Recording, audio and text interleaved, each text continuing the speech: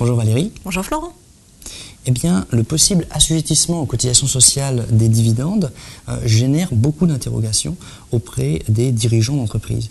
Est-ce que vous pouvez nous apporter des précisions à ce sujet? Bien sûr. Il convient tout d'abord de rappeler que depuis le 1er janvier 2013, les dividendes et intérêts de compte courant d'associés versés par des sociétés à l'IS à des associés ayant la qualité de TNS sont assujettis à une taxation sociale qui repose sur un double mécanisme. Tout d'abord, jusqu'à 10% du capital social, auquel s'ajoutent les primes d'émission, plus le montant moyen des sommes versées en compte courant, les dividendes vont appeler une taxation aux prélèvements sociaux à 15,5%. Le dividende et l'intérêt étant traités dans ce cas comme un revenu de placement.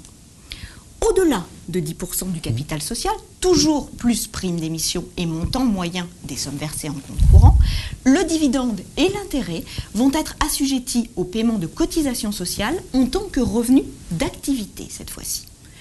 Il convient par ailleurs de rajouter que seront également assujettis à cotisations sociales, selon le même mécanisme, les revenus perçus par le conjoint de notre TNS, son partenaire pacsé, mais également les enfants mineurs non émancipés. Alors, pour bien comprendre, il convient de s'interroger sur les dirigeants qui sont concernés par cette mesure. Seuls les associés qui relèvent du régime des travailleurs non salariés vont être concernés par ces modifications. Or, le statut social du dirigeant va dépendre étroitement de la forme juridique de notre société. Vont ainsi relever du régime des TNS les entrepreneurs individuels, que l'on soit sur une entreprise individuelle ou une IRL, vont également relever de ce régime les gérants et associés de SNC et de URL, mais également les gérants majoritaires de SARL et de CELARL à l'IS, ainsi que les gérants associés rémunérés de SCI et les associés de SCP. Alors, ce qu'il est important de voir, c'est quel est l'impact de cette mesure, effectivement, sur ces dirigeants, qui sont les dirigeants concernés. On a eu effectivement beaucoup de commentaires qui laissaient sous-entendre que cet assujettissement des dividendes aux cotisations sociales allait lourdement pénaliser les dirigeants d'entreprises soumises à l'IS. Dans les faits, il convient de constater que, tout bien calculé, le coût ne s'avérera pas si important qu'il n'y paraît, et pour effectivement se rendre compte de l'impact de cette mesure, il suffit de prendre un exemple pour illustrer effectivement les conséquences. Donc, dans effectivement l'ancien dispositif où les dividendes étaient soumis aux prélèvements sociaux, on allait avoir des prélèvements sociaux au taux de 15,5%, mais on allait avoir également de la CSG qui allait pouvoir être déductible au taux de 5,1%. Dans le nouveau dispositif, les dividendes vont être soumis à charges sociales. Ces charges sociales seront d'environ 28% si on se situe dans une tranche qui est une tranche comprise entre 1 et 4 plafonds annuels de la sécurité sociale. Là encore, on aura toujours notre CSG déductible au taux de 5,1%. On le voit bien, on obtient ainsi un différentiel, en tout cas un premier différentiel de 12,5 points entre l'ancien dispositif et le nouveau dispositif. Par contre, s'en arrêter là serait extrêmement réducteur, puisque si notre dirigeant paye lui-même ses cotisations sociales, ses charges sociales, il va pouvoir effectivement les déduire au niveau de son imposition également, puisque là, il va pouvoir effectivement, au niveau des charges déductibles, avoir, dans mon exemple, 20% de charges déductibles, 28% effectivement de cotisations sociales, moins mes 5,1% évoqué tout à l'heure au niveau de la CSG déductible, moins effectivement 2,9% de CSG CRDS non déductible, ce qui me fait 20% de charges obligatoires qu'il va pouvoir déduire de ses revenus.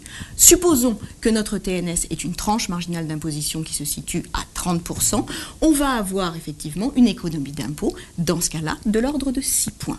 On voit bien qu'au final, le coût de la mesure va être relativement limité, puisqu'on va avoir effectivement un coût supporté par le TNS de l'ordre de 6,5 points supplémentaires, mais entre contrepartie, notre TNS va obtenir des droits supplémentaires dans le cadre des dispositifs de retraite complémentaires.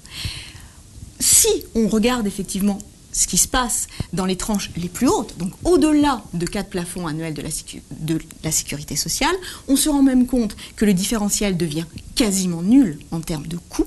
Par contre, dans ce cas-là, il n'y aura pas de droits supplémentaires acquis au titre des régimes qui sont les régimes supplémentaires d'épargne retraite.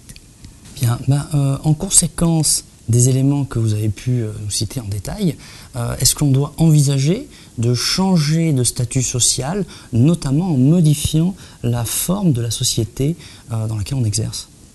Alors, c'est vrai que la question a tout son intérêt. Certains, effectivement, ont pu être tentés d'envisager notamment un passage en SA ou en SAS, justement, afin que les dividendes restent exemptés de cotisations sociales en 2013.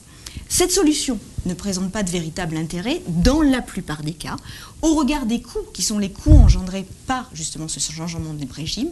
Ça va être notamment le secrétariat juridique qui va être nécessaire dans ce cas-là, ça va être la publicité légale également, les coûts d'enregistrement et même éventuellement le recours à un commissaire aux comptes.